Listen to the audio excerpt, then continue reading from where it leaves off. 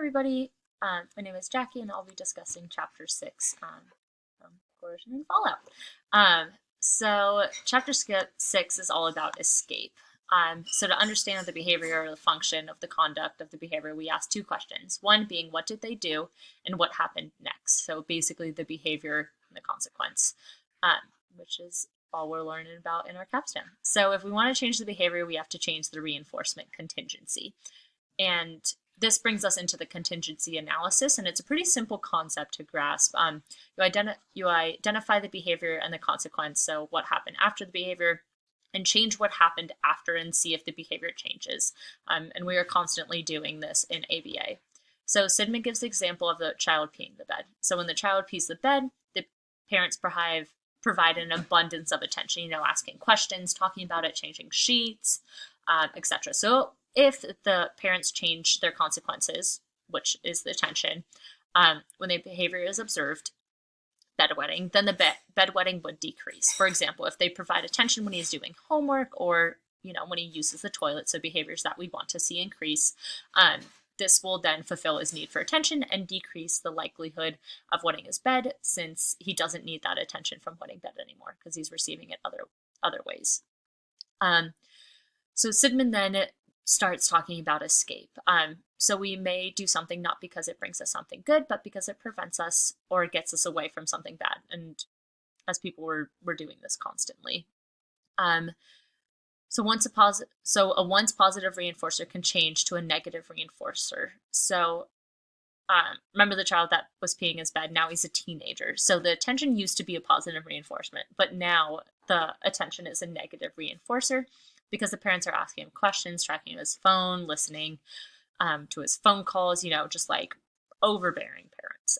So in this case, the child will most likely avoid the home, dinner talk, his parents in general. So going back to the contingency analysis, identify the behavior and the consequence, so what happened after the behavior, and change what happened after and see if the behavior changes. So in this case, the child avoiding them is the behavior because attention is a negative reinforcer. So they should change the consequence, the prying questions with support, having their trust in him, and etc. So if we change that, then we'll see a decrease in the child avoiding the parents. So unfortunately, positive reinforcement is not prevalent enough, not only in the clients that I see, but also in your friends, your family, maybe your life, which is why psychologists, psychiatrists, social workers, and ABAs are in high demand. So negative reinforcement and punishment are similar in so many ways. We're often caught in a vicious cycle. So example, we can make a baby stop crying by picking up the baby, which is negative reinforcement. So therefore, we'll increase the likelihood of us picking the baby up when she cries. But if she screams every time we pick her up, which is punishment, we won't pick her up as much. So we'll also make sure not to be too loud to cause her to scream. So we could just avoid this altogether. Punishment is ingrained. We often do not know what we're doing. And Sidman gave the examples of marriages ending in a divorce due to coercive control. So if the husband has coercive control over the wife, the husband may not know this, and he can be completely in shock when the wife is saying that, like, this is why I'm getting a divorce. And then he takes it to one more step, saying that the wife may quickly move on from the husband, or to a new man or boyfriend or whatever, because of escape. So she's trying to escape that coercive control by going to a new one. So the best way to avoid punishment is to understand and expand our knowledge of escape, which is what we're doing here. He then goes to a second section titled Learning Through Escape. And the question he's asking is, what is effective teaching? So there's a huge important difference between learning a lesson versus the lesson being taught effectively, which would include like minimal side effects and more positive effects and causes.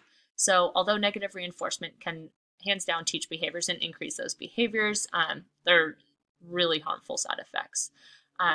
Sidman lists this example of the rat getting shocked multiple times throughout the chapter. So when the rat feels a shock, it can pull a lever to turn off the shock. If the shocks are unpredictable, the rat will more likely stay close to the lever so he can quickly turn it off. And they have this mindset of better safe than sorry, which is negative reinforcement and no way to live. So the rat is not exploring because it's stressed, it's scared, and it has tunnel vision of only turning off the lever. So it's like, I don't want to get shocked. I'm going to hang out only by the lever. But if we use positive reinforcement, so if the lever provided food for the rat rather than turning off a shock, the rat can explore, be relaxed, take advantage of other possible reinforcers. So negative reinforcement and positive reinforcement can teach behaviors or increase behaviors, but positive reinforcement promotes other skills. So behaviors like trying new things, exploring, rather than the negative reinforcement that forces the child or the participant to have that tunnel vision and that side effects. So negative reinforcement creates more and more negative reinforcers like the people, the objects, the environment, places, all as negative reinforcers. And we'll go into that in further detail later in the chapter. So we pair these people, the objects, settings, environments to the negative reinforcement that we previously have experienced. So these distinctive circumstances signals to us the negative reinforcements or punishment is coming. Like I said, we'll go in detail about that later. Places where we experience negative reinforcement becomes negative reinforcements themselves. So just like people who control us, this all leads back to escape. So if we are coercive parents and our children are likely to leave home as soon as they can because they're trying to escape that the punishment, the negative reinforcement. If the tension is a negative reinforcement, once they're 21 or out of high school, they're going to leave. So the setting, the people, all signals negative reinforcement and punishment that leads to escape. He then goes into negative reinforcement and punishment. So two forms of coercion are negative reinforcement and punishment. So even the ones that were once negative reinforcers at one point can be punishers at another time. So as we previously discussed, for example, attention, that once was a positive reinforcer, but now it's a negative reinforcer that can also turn into punishment as well. So as people we're trying to please, so we're likely to keep on doing anything that removes the frown from a mom's face. So that's negative reinforcement, but we're also likely to just stop doing what causes the frown to reappear, which is punishment. So Sidman then goes on to explain how coercive punishment and negative reinforcement truly is. It's pretty coercive. So for example, going back to the rat getting shocked. So if the lever turns off the shock, so if a rat hears a sound on the other side of the chamber, so it scurries over there to go explore. He's on the other side of the chamber. He looks for the sound, and he'll probably get shocked. So then by the time, and he's just getting shocked because he's so far from the lever. So at that point, by the time he gets all the way back to the other chamber, turns it off, he's probably shocked for a longer time than normal since he was on the other side of the chamber. So now every time he hears or wants to explore, is curious or sound or smell anything, he probably won't go because he was shocked. So that exploration of going to that sound was now punished. So exploration was punished and the sound was a warning signal. So every time he hears a sound, he's going to say so close to that lever because that's how it previously was learned and he was punished. So this is a great example of accidental consequences. So actions and their environmental consequences correlated only by the chance with the negative reinforcer. So the sound was that. So now he won't want to explore because it was previously punished accidentally. So Sidman's example explains this perfectly.